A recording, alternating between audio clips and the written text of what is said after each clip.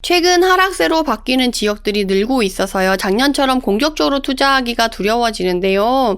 본격적인 내용에 앞서 공지 하나 드리자면 현재 메디테라의 실전 투자 현장 노하우반 신청을 받고 있어요. 실전 투자뿐만 아니라 내 집 마련을 할 때도 부동산에 대해서 잘 모르신다고 한다면 꼭 한번 들어보시길 추천드립니다.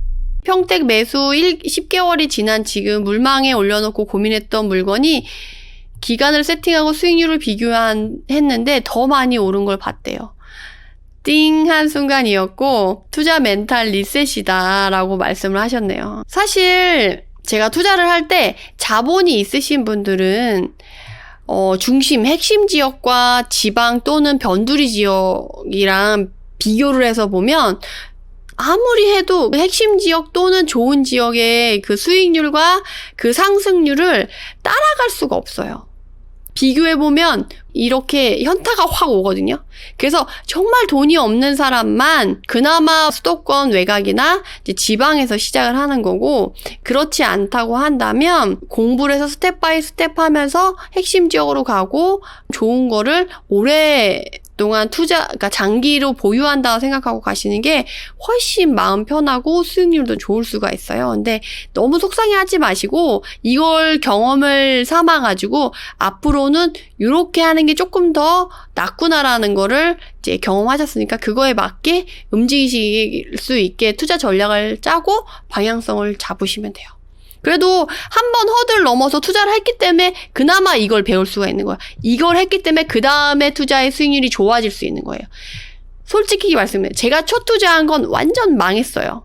물론 첫 투자한 거는 오피스텔 분양권이라고 하면 완전 마이너스 손해보고 팔았고, 공부한 이후에 첫 투자한 물건도 수익률이 거의 비미해요.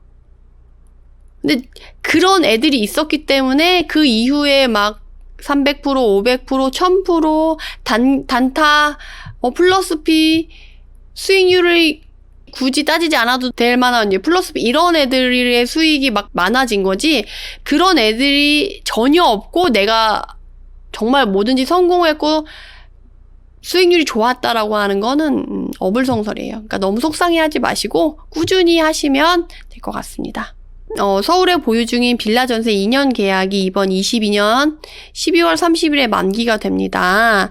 세입자가 전세권 설정을 요구해서 전세권을 설정한 상태이시라고요. 그리고 세입자가 계약갱신을 쓴다면 임대인인 제가 계약 시 유의해야 될 사항이 있을까요? 라고 하셨는데, 계약갱신 청구권을 쓰신다고 한다면 전세권 설정한 거는 계약갱신 청구권을 쓴다고 해서 딱히 뭐 더 위험하거나 그렇지는 않은데, 전세권을 설정할 때 특약을 넣었어야 되는데 그 특약을 넣으셨는지 확인을 하시고, 만약 내가 그때 특약을 안 넣었다, 전세권 설정을 할 때 그런 거 있잖아요.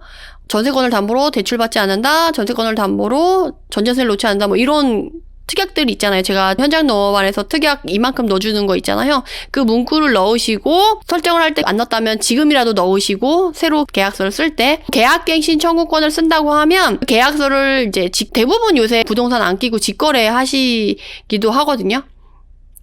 물론 10만원, 12만원 정도 주고 부동산에서 부동산 직에는 안 찍어주고 부동산 사장님이 써주기도 하는데, 부동산 사장님한테 맡기든 내가 직거래를 하든 주의해야 될 사항은 첫 번째, 임차인 누구누구님의 요청에 의해서 계약갱신 청구권을 요청하셔서 임대료 5% 상한을 해서 이렇게 재계약을 하는 거다라는 거를 특약에 명시를 하셔야 돼요. 기존에 사시던 전세입자가 계약갱신 청구권을 사용했다라는 걸 반드시 명시하셔야 돼요. 특약에. 그리고 두 번째, 보증금 5%에서 상승했다라는 거를 넣으셔서 내가 상생 임대인이 되든 안 되든 5%만 내가 지켰다라는 거를 증명을 남겨놓고, 세 번째는 집을 잘 보여준다라던가 아니면 내가 올수리했다 그러면 집을 파손하지 않고 인적인 손상이 있으면 원상복구 의무가 있다라든지, 뭐 애완동물 사용해야 되든가, 그러니까 이런 전세를 맞출 때 기본적으로 넣어야 될 주의해야 될 그런 특약들을 같이 챙겨놓으면 너무 좋겠죠. 그래서 이런 식으로 계약갱신 청구권을 쓴다고 하면 써야 될 건 내가 보증금 5%에 맞춰서 쓴다. 그리고 기존 전세자가 계약갱신 청구권을 요청해서 그 계약 갱신 청구권을 사용해서 이렇게 재계약을 하는 거다라는 명시가 반드시 있어야 된다라는 거를 유의사항으로 챙겨 놓으시면 너무 좋을 것 같아요. 최근 하락세로 바뀌는 지역들이 늘고 있어서요. 작년처럼 공격적으로 투자하기가 두려워지는데요. 22년 하반기 지방 부동산 시장은 어떻게 전망하시나요? 소액 투자가 가능한 하급지 단지들을 위주로 궁금합니다. 제가 시작할 때 군산 공시지가 1억 이하 지역 분위기 얘기하면서 제가 말씀을 드렸잖아요. 그거랑 똑같이 지금 지방에서 지금 움직이는 사람들 자체가 소액 투자자들만 움직이고 있어요. 왜냐면 지금 아무리 유동성을 빨아들이고 긴축 정책을 하지만 그래도 본인의 자산을 갖고 있는 그 자본이 있단 말이에요. 그 자본을 그냥 놀려두기에는 어렵기 때문에 그럼에도 불구하고 지금 안전자산을 찾아서 투자할 거리를 찾는 분들의 수요는 그러니까 많이 줄었음에도 불구하고 아예 없어지지는 않아요. 그래도 꾸준히 있어요. 그 사람들이 지금 관심 있는 건 지방이든 수도권이든 그나마 소액 투자할 수 있는 거, 가벼운 거, 무게감이 있지 않은 거 위주로 지금 사람들이 그래도 꾸준히 관심을 갖고 있어요. 그렇지만 그 안에서도 가치가 없다고 하면 안 되겠죠. 그래서 제가 생각하기에 2022년 하반기 지방 부동산 시장은 취등록세 허들이 사라지지 않는 한 그래도 공시지가 1억 이하는 꾸준히 관심을 받을 것 같고요. 대신에 일시적 2주택 이거 상생임대인 활용 때문에 공시지가 1억 이하 아니지만 소액 투자가 가능한 단지들도 나름 거래가 괜찮아지지 않을까 싶어요. 근데 그것도 당장 나타나거나 그렇진 않을 것 같아요. 추후에 분위기가 좋아지고 조정지역이 조금 더 해제가 되고, 그러니까 조정지역이 해제가 됐다고 해서 그 지역 자체가 막 날아가고 이런 건 아니고 그 지역에 관심을 가지면서 이제 소액 투자가 가능한 단지들 위주로 조금 바람이 불고 거래가 조금 살아나는 그런 분위기가 조금씩 나타날 수 있을 거라고 저는 생각이 들어요. 그래서 소액 투자가 가능한 단지에서도 너무 하급지로 가야 되는 지역 말고 입지도 괜찮지만 소액 투자가 가능한 단지가 남아있는 지역들이 있거든요. 그 지역들 위주로 보시는 게 맞고 그 지역들 위주로 소액 투자가 가능하다고 한다면 그런 투자자 수요가 조금씩은 돌지 않을까 싶어요. 그런 예가 군산이었죠. 그리고 수도권에서는 5월까지 거래가 조금 있었던 이천 뭐 이런 식으로 특정 지역 이것도 약간 어떻게 보면 풍선 효과라고 볼 수가 있겠죠.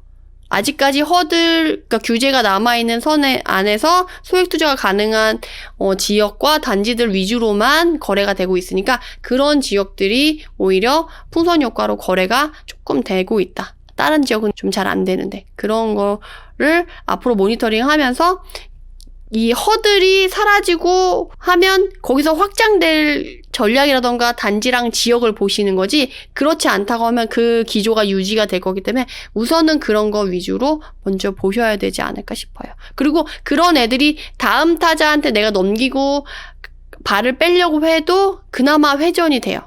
그렇지 않으면 지금 회전이 진짜 안 되고 있거든요. 그래서 그렇게 보시면 될 것 같습니다. 특히나 최근에 금리 인상 때문에 여러분들이 다들 조금 혼란스럽지 않을까 싶어요. 근데 제가 여기서 조금 거시경제 관련해가지고 좀 공부를 하고 있거든요. 그래서 그거와 발맞추어서 그럼 우리는 어떤 스탠스를 취하고 어떤 준비를 해나가야 될까라는 고민을 좀 많이 하고 있는데 요새 그 얘기 많이 들으셨을 거예요. 코로나 때문에 막 돈을 막 풀어서 이제 성장을 떨어뜨리지 않게 하기 위해서 되게 노력을 했었단 말이에요. 근데 지금은 유동성이 너무 커져서 인플레이션에 대한 위협이 커져서 지금 연준에서는 자이언트 스텝이라고 해가지고 막 금리를 0.75, 뭐 0.5 계속 올리겠다. 앞으로도 몇 번 더 올리겠다. 막 이렇게 계속 경고를 해주고 있잖아요. 그것 때문에 앞으로 금리가 더 확 오를 거다라는 불안감에 지금 투자를 못 하시는데 이렇게 되면 지금 딱 바로 보여질 수 있는 그 거시경제의 모습은 저성장 고물가의 모습을 보일 수밖에 없어요. 그러면 이제 코로나 때문에 이제 풀린 유동성을 이렇게 확 긴축을 하기 때문에 그 금리 인상을 하고 그렇기 때문에 저성장이 될 수밖에 없는 상황인 거죠. 그러면 이게 뭐가 문제냐면 저성장이 되면 임금은 생각보다 오르지 않아요. 그런데 고물가, 인플레이션 때문에 실물 자산이라던가 물가는 올라가요. 그러면 우리가 가지고 있는 현금의 구매력이 떨어지고 우리가 가만히 있어도 내 손 안에 들고 있는 자산이 사막의 모래처럼 손가락 사이로 빠져나가는 걸 눈으로 보고 있어야 되는 시장이 될 수도 있어요. 그래서 그것에 대해서 여러분들이 방어를 하고 해지를 하기 위해서 준비를 하셔야 되지 않을까 싶어요. 그래서 이 국면을 잘 버텨서 간다고 한다면 고성장 고물가로 바뀌겠죠. 그러면 이제 자본주의 시스템에 의해서 잘 굴러가는 어느 정도의 스탠스를 유지할 수 있는 시장이 되겠죠. 고성장이 되면 약간 임금의 향상도 좀 기대를 해볼 수가 있는데, 문제는 우리가 선진국 대열에 들어서고 있어서 고성장을 이뤄낸다고 해도 예전처럼 개발도상국처럼 쫙쫙쫙 성장률이 크게 가기는 쉽지 않을 거라는 거죠. 그래서 여러분들이 그것에 대해서 준비를 하셔야 되는데, 여러분들이 금리 인상에 너무 포커스를 맞춰가지고 금리 인상할 때는 잠깐 쉬어야지. 조금 추이를 봐야지. 근데 만약에 자기가 투자를 좀 많이 해놓은 사람이고 자본이 필요하고 자금 운용상 자금을 회수할 필요가 있는 사람인 경우는 괜찮아요. 근데 난 아무것도 해놓은 게 없어 라고 한 사람은 지금 금리 인상에 포커스를 맞춰서 고민할 필요가 없어요. 특히나 무주택자이신 분들은 지금 오히려 금리 인상에 대한 이슈가 큰 게 아니고 금리 인상과 다르게 무주택자에게 주는 혜택을 챙겨야 될 시기라고 저는 말씀을 드리고 싶거든요. 집 월세가 지금 증가하고 반전세도 증가하고 전세 금액도 지금 높아 있는 상태이기 때문에 무주택자는 거주 비용 자체가 이렇게 높아지고 있는 시점이에요. 그렇게 한다면 차라리 내 집 마련을 해서 거주 비용을 해지해가지고 그 비용 자체를 내가 자산을 일구는 대로 쓰셔야지 그나마 여러분들이 본인의 자산을 지킬 수 있고 손가락 사이로 모래가 빠져나가지 않게 할 수 있는 방법이지 않을까 싶어요. 그래서 여러분들이 요새 금리 인상이라고 해서 너무 막 이렇게 하시고 계신 분들이 너무 많으셔가지고 좀 걱정이 돼서 말씀을 드렸습니다. 그럼 영상을 이만 마치도록 하고요. 해당 영상이 도움이 되셨다면 구독, 좋아요로 응원 부탁드립니다. 감사합니다.